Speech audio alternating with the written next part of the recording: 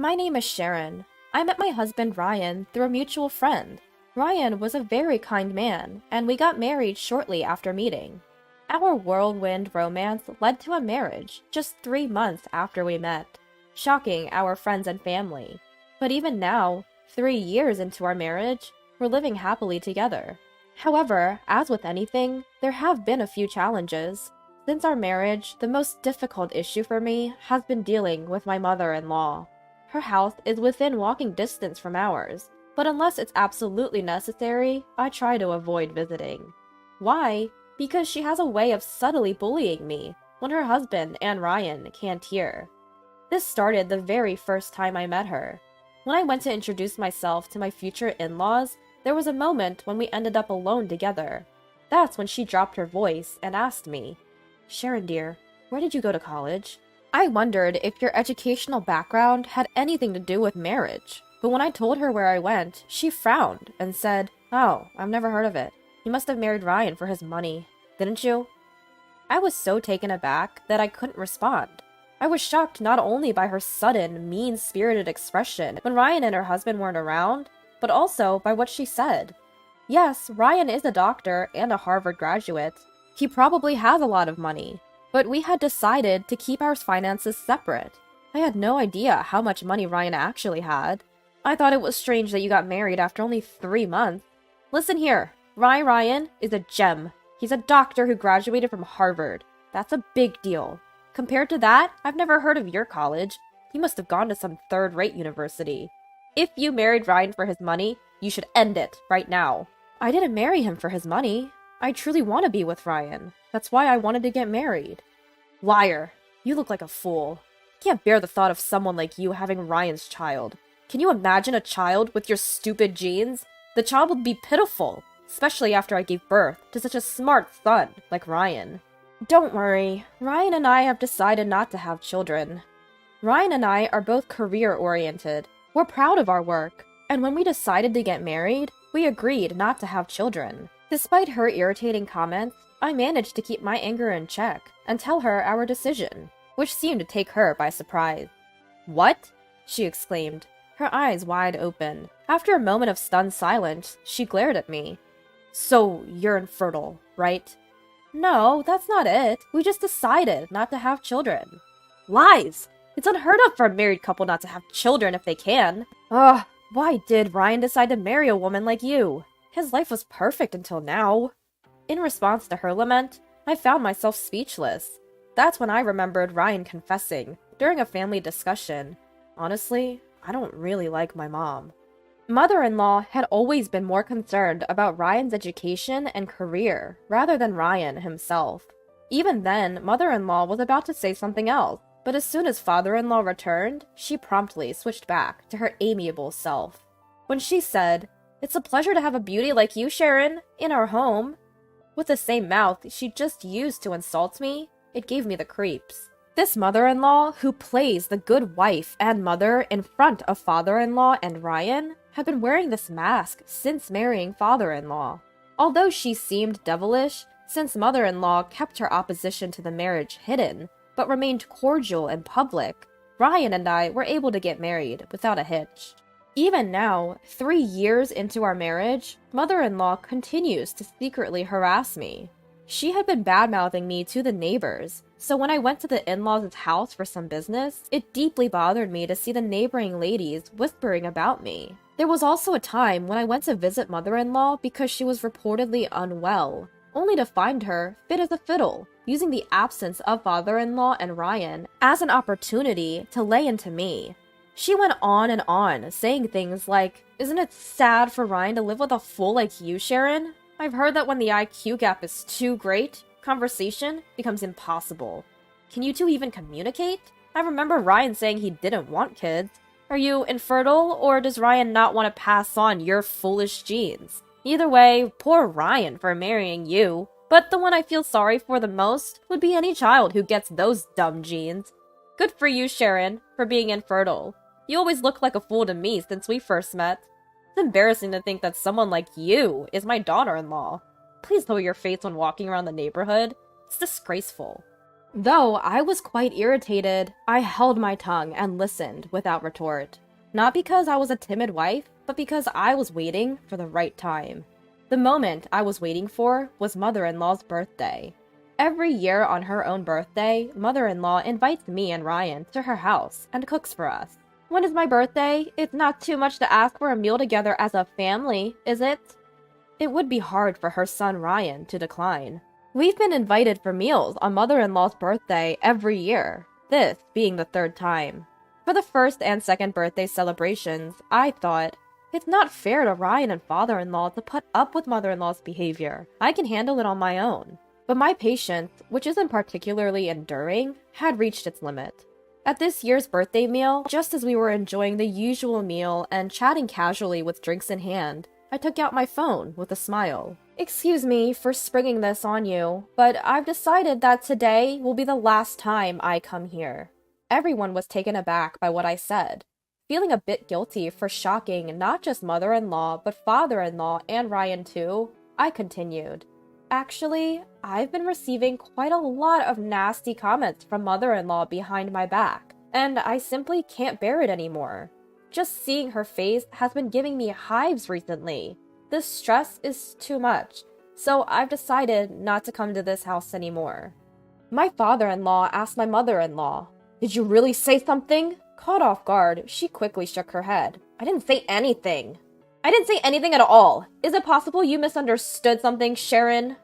She plastered on her usual smile, but her eyes didn't share the sentiment. I felt the pressure from her to keep silent, but I had no reason to comply. I reached for my phone lying on the table and played an audio recording. "You, with no education, being the wife? It's unbearable. Day in, day out, the thought of you as the wife sends chills down my spine and brings nightmares." At the sound of the tirade coming from my phone, my father-in-law and Ryan were stupefied, while she turned as pale as a ghost. One after another, I played her hurtful words from my phone. I had been silently recording her tirade, waiting for the perfect moment to use them. "Why the woman who can't even have children staying at home? Go outside and work for a change. You claim to work from home, but that's a lie, isn't it? Living off Ryan's money, you're nothing but a leech." "Hey, Mom!" The one who finally spoke up amidst the relentless stream of hurtful words was Ryan, his face as red as a beet. "Why are you saying such terrible things to Sharon? And to think you said all this where Dad and I couldn't hear? That's just too devious." "No, it's not true. It's all lies." "Lies? With all this evidence, you think we're going to believe your excuses now?" Faced with the anger of her beloved son, she seemed lost and confused, repeating over and over like a broken record, "It's not true. It's all lies."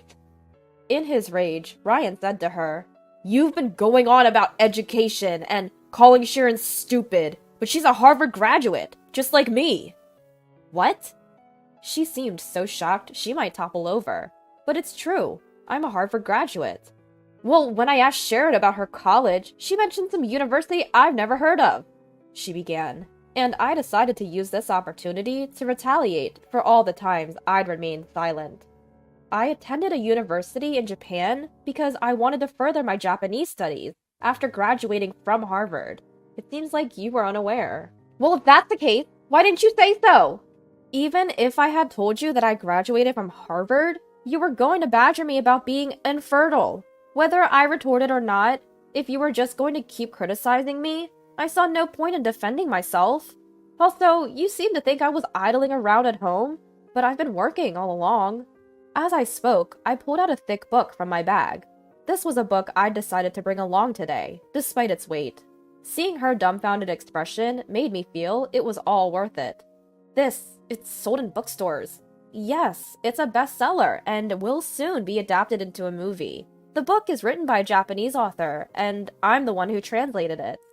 She had refused to believe I was working from home, but I've been a translator all along. Thankfully, I've received work from various places, and if you search my pen name online, you'll find numerous articles. I'm a fairly well-known translator. Seeing mother-in-law with her mouth agape, father-in-law, who had been silent for a while, softly spoke up. "Mother, there's something you need to say to Sharon." "Huh?" "He means you need to apologize. I had no idea you could say such horrible things behind someone's back. Sharon, I'm sorry for not realizing this sooner. You must have had a hard time. Now, Mother, you should apologize too. Despite the fact that father-in-law, who did nothing wrong, was the first to apologize, prideful mother-in-law raised her shrill voice. No way! After all, I didn't know. I didn't know that Sharon was a Harvard graduate, or such a prominent translator. If I had known, I would have never said such awful things. Regardless of who Sharon is, she's the woman that Ryan chose. You should be treating her with respect. Education and career don't matter. If Sharon treats Ryan well, as parents, we should have no complaints. Mother-in-law, Ryan, and I were all taken aback by the usually quiet and gentle father-in-law's angry voice. Father-in-law glared at mother-in-law and urged her once more, apologize. But mother-in-law, who had not bowed to a daughter-in-law, declared, I've done nothing wrong, and retreated to her room. Go home for today. Sharon, I'm truly sorry. After father-in-law said this, Ryan and I decided to go home. When I apologized to Ryan for causing the situation, he replied, I'm sorry for making you endure this. I realized once again what a wonderful husband I have. That evening, the intercom rang insistently. When I went outside, a sobbing mother-in-law was hunched over, continuously bowing her head. I'm sorry. Please forgive me. Tell Dad to forgive me too, please. What happened? Just as I was recoiling from mother-in-law's pitiful state, father-in-law came running over, trying to get mother-in-law to stand up by saying, Stop it! It's disgraceful! Before the shocked us, mother-in-law said, Stop! I can't go home until I'm forgiven! And then uttered a shocking phrase. If I'm not forgiven, Dad will abandon me! A sighing father-in-law explained the situation. He had become disillusioned after seeing the true nature of mother-in-law, with whom he had spent many years. When mother-in-law persistently refused to apologize to me, father-in-law had told her, I didn't think you were like this. I don't have the confidence to continue living with you. That's why a crying mother-in-law had rushed over to our house. Sorry for causing a commotion. I'll take Mom home. Sharon, I'm truly sorry. Ryan, I'll contact you later about what will happen between Mom and Dad. Alright. No! No! As father-in-law forcefully took away the childishly protesting mother-in-law, Ryan, watching their retreating backs, had an expression of mixed disbelief and sadness. I found myself in a similar situation, seeing my mother-in-law shrink away. My in-laws fought for several months after that, but in the end, they divorced. My mother-in-law moved out of the house, apparently relocating to a small town in the countryside using the money she got from her ex-husband.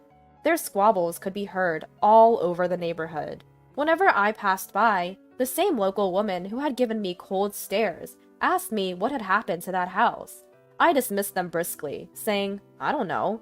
I'm not obligated to provide gossip for their chit-chat. My father-in-law has been living independently since his divorce from my mother-in-law. He once told me, I was fooled by her in so many ways for such a long time. Perhaps she had been hiding many things from him, not just the fact that she was bullying me behind my back. Ryan accepted his parents' divorce right away. Ryan even expressed sympathy for his father, saying, I can't live with a person who can say such things to others. My mother-in-law tried to contact Ryan several times, but in the end, he blocked her number. He was tired of her constantly warning him not to be deceived by me every time she called.